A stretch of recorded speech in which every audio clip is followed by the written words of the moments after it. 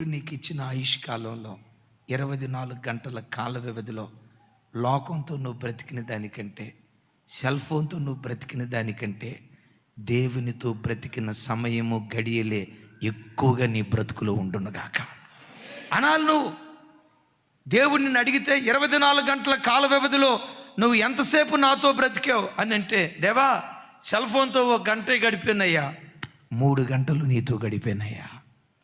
Cell ఫోన్తో గడిపిన సమయం 2 గంటలేనయ్యా. వాక్యంతో, ప్రార్థనతో, ఆరాధనతో, స్తుతులతో, స్తోత్రాలతో 5 గంటలు ఇదేనో నీ సన్నిధిలో నేను గడిపానయ్యాని జీవించిన సంవత్సరాల కంటే యాత్ర చేసిన సంవత్సరాలు అధికంగా ఉండునుగాక.